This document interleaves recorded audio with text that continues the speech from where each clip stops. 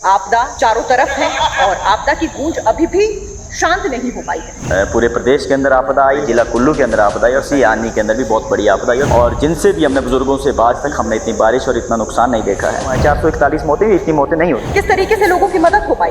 कांग्रेस ने जो झूठ बोला महिलाओं को 1500 देंगे, स्कूल के अंदर मास्टर को भेजेंगे, परंतु सरकार जो है अपने चहेतों को खुश करने के लिए कार्य करती रही। 1 लाख रोजगार को लेकर तो कुछ भी देखने को नहीं था। आप क्या कहना चाहते हैं? बेरोजगार लोगों की बातचीत को आप यहाँ से आधा किलोमीटर परे चले जाइए, जो कोविड वॉरियर है वो आपको यहाँ पे धरने के ऊपर बैठे मिलेंगे, उनको जो है आईजीएमसी शिमला से बाहर निकाले।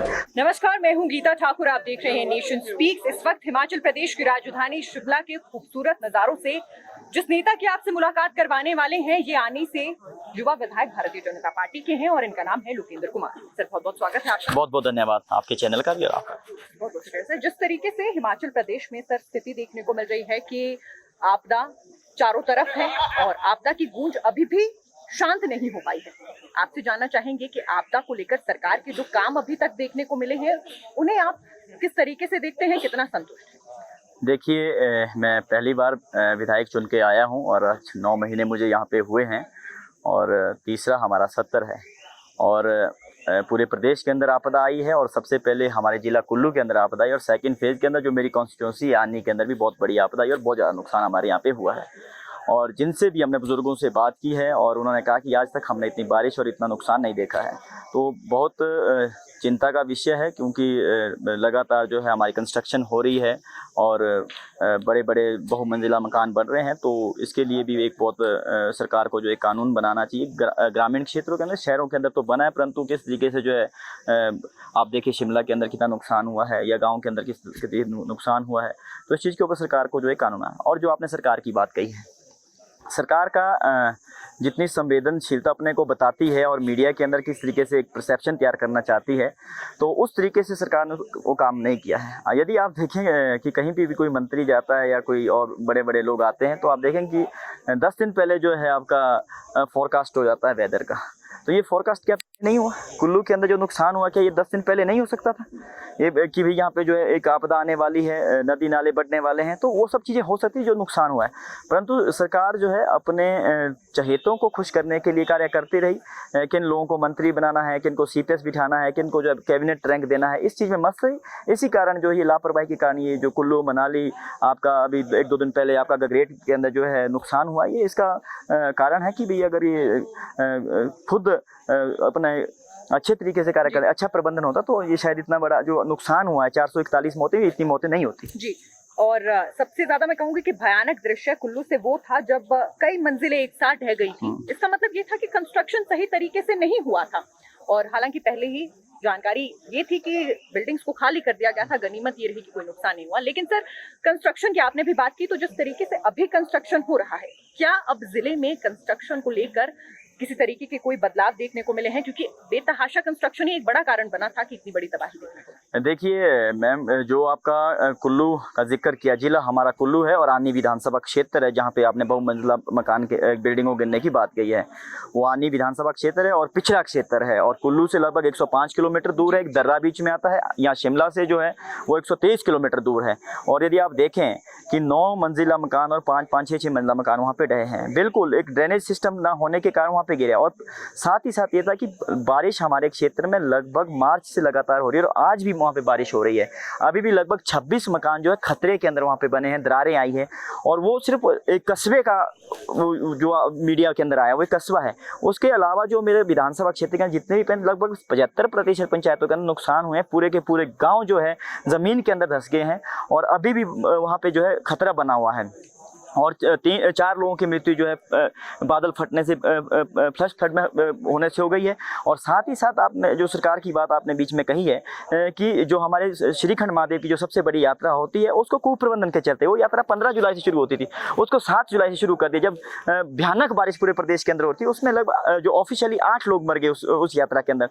तो अभी जो आपने कहा कि भी जो किस तरीके से बिल्डिंगों का निर्माण हो रहा है, फिलहाल तो यहाँ पे कंस्ट्रक्शन बंद किया गया है, आपके क्रैशर रोड़ी वगैरह नहीं रहा, रेता नहीं मिल रहा। तो हम यही कहना चाहते हैं कि अगर ग्रामीण क्षेत्रों के अंदर कोई इस तरह की व्यवस्था बनाई जाए कि भाई यहाँ पे जो है मकान बन सकता है, डिपार्टमेंट को बुला के जो जियोलॉजिकल आपका डिपार्टमेंट उसका सर्वे किया जा सकता है, मिट्टी का सर्वे किया जा सकता है, यहाँ पे मकान बन सकता है या नहीं बन सकता है, ताकि उस जगह को अनसेफ किया जाए। मैं ये कहना चाहता हूँ कुछ गाँव तो ऐसे हैं कि आने वाले जो अगली बरसात होगी वो गाँव वहाँ पे नहीं बचने वाले हैं, और जिस जगह का वो वीडियो है वहाँ पे भी अगर बारिश होती है आने वाली बरसात में तो और जो 26 बिल्डिंग है वो और ढह सकती है। तो मैं चाहता हूँ कि सरकार जो है एक सख्त कानून बनाए और सख्त निर्णय ले, ताकि जो आने वाले समय में उतना बड़ा नुकसान वहाँ पे ना हो। सख्त नियमों की जरूरत है, लेकिन सर अभी तक जो नुकसान हो गया है आपके क्षेत्र में, दूर दराज का क्षेत्र है, किस तरीके से लोगों की मदद हो पाई है?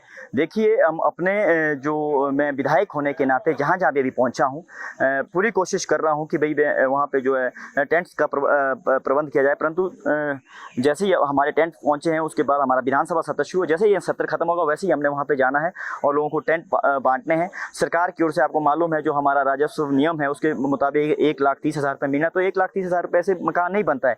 बहुत सारे लोग ऐसे हो गए जिनकी जो है पूरी ज़मीन है, उनके पास 1 इंच ज़मीन का टुकड़ा नहीं बचा है। हम सरकार से भी गुहार लगाएंगे कि इनको जो है 3 बीसवा 4 बीसवा ज़मीन देने की ज़मीन दें, ताकि वो वहाँ पे अपना मकान बना सके और उनको पैसा भी दें, लगभग जो एक अच्छा मकान बन सके। 10-12 लाख रुपए की हम बात करेंगे। और हर जगह पे जितने भी जगह नुकसान हुआ है लगभग 60% जगह पे मैं वहाँ खुद जहाँ पहुँचा हूँ और लोगों से मिला हूँ, और जितनी मैं अपने जो मैं अपनी ओर से सहायता कर सकता था वो भी सहायता दे रहा हूं, और दूसरे संगठनों से भी जो एनजीओ है उनसे भी सहायता करने की जो है अपील कर रहा हूं।